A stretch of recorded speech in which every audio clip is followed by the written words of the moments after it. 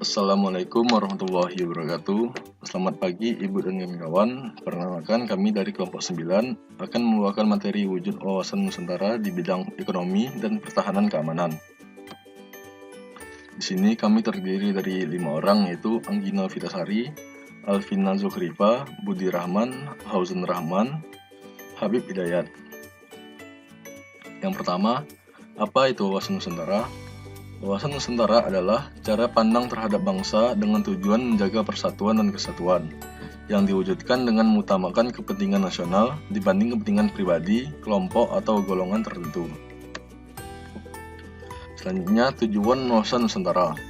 Tujuan wawasan Nusantara yaitu mewujudkan nasionalisme yang tinggi di segala aspek kehidupan rakyat yang lebih mengutamakan kepentingan nasional dibandingkan kepentingan individu, kelompok, golongan, suku, atau daerah. Selanjutnya fungsi wawasan Nusantara. Fungsi utama dari wawasan Nusantara adalah sebagai panduan, pedoman, acuan bagi bangsa Indonesia dalam bernegara. Fungsi wawasan Nusantara sendiri terbagi lagi ke dalam 4 kategori, yaitu wawasan pertahanan dan keamanan nasional, yaitu mengarah pada pandangan geopolitik negara Indonesia. Pandangan tersebut mencakup tanah air serta segenap wilayah negara kesatuan Republik Indonesia. Yang kedua, kewilayahan Indonesia, yaitu termasuk pemahaman mengenai batas wilayah Indonesia agar terhindar dari potensi sengketa dengan negara lain. Yang ketiga, pembangunan, dengan beberapa unsur di dalamnya seperti sosial politik, kesatuan politik, pertahanan serta keamanan negara, ekonomi, dan sosial ekonomi. Yang terakhir, yang keempat, adalah ketahanan nasional. Konsep ketahanan sosial yang memegang peranan penting dalam perencanaan pembangunan, kewilayahan, serta pertahanan keamanan nasional. Selanjutnya, asas wawasan Nusantara. Asas wawasan Nusantara ini terbagi menjadi 4, yaitu asas solidaritas, asas kejujuran, asas kesamaan tujuan, asas keadilan. Asas solidaritas, yaitu rasa setia kawan atau solidaritas dapat menjadi kekuatan tersendiri untuk mewujudkan tujuan dan cita-cita nasional. Selanjutnya, asas kejujuran. Kejujuran dalam berpikir serta bertindak menjadi sebuah asas wawasan Nusantara yang sangat penting. Berani berpikir dan bertindak hanya yang sesuai dengan fakta serta kenyataan, wajib dilakukan demi tercapainya kemajuan. Selanjutnya, asas kesamaan tujuan.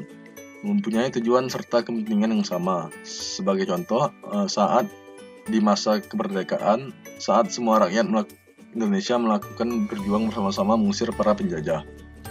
Yang terakhir yaitu asas keadilan. Seluruh elemen masyarakat mempunyai hak yang sama dalam mendapatkan keadilan dan mewujudkan tujuan serta cita-cita nasional. Selanjutnya, perwujudan atau implementasi wawasan Nusantara. Yang pertama itu di bidang ekonomi. Implementasi di bidang ekonomi dijalankan dengan memanfaatkan kekayaan alam di Indonesia sambil menjaga kelestarian lingkungan hidupnya. Kekayaan dan letak geografis Indonesia yang strategis dapat dimanfaatkan dengan maksimal untuk perekonomian negara. Selanjutnya, prinsip-prinsip penerapan wawasan Nusantara dalam bidang ekonomi yaitu: yang pertama, kekayaan yang ada di wilayah Nusantara baik potensial maupun efektif adalah modal dan milik bersama bangsa Indonesia untuk memenuhi kebutuhan masyarakat di seluruh wilayah Indonesia secara merata. Yang kedua, tingkat perkembangan ekonomi harus serasi dan seimbang di seluruh daerah tanpa meninggalkan ciri khas yang dimiliki oleh daerah masing-masing dalam pengembangan kehidupan ekonominya. Yang terakhir, yang ketiga, kehidupan perekonomian di seluruh wilayah Nusantara diselenggarakan sebagai usaha bersama dengan asas kekeluargaan dalam sistem ekonomi kerakyatan untuk kemakmuran rakyat yang sebesar-besarnya.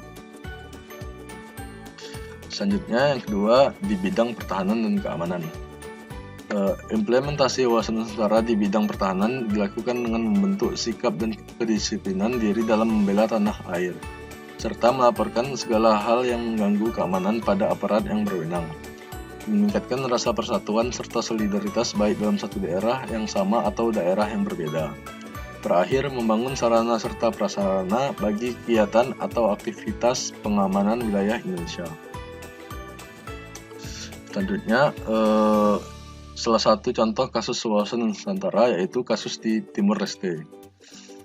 Contoh kasus wawasan Nusantara yang pernah terjadi di Indonesia salah satunya adalah sengketa terpecahnya negara Timur Leste yang terlepas dari negara kesatuan Indonesia. Ketika membahas Timor Leste atau yang sekarang disebut negara Timur Timur, sama halnya kita mengenang luka lama yang sudah sejak lama hilang. Wilayah itu dulunya merupakan bagian dari wilayah Indonesia. Namun setelah jejak pendapat, Timor Leste membelah menjadi bagian negara tersendiri yang terlepas dari Negara Kesatuan Republik Indonesia. Dilihat dari jejak asal-usulnya, Timor Leste merupakan wilayah jajahan Portugis pada masa silam. Sekian dari kami, mohon maaf kalau ada kesalahan kata. Assalamualaikum warahmatullahi wabarakatuh.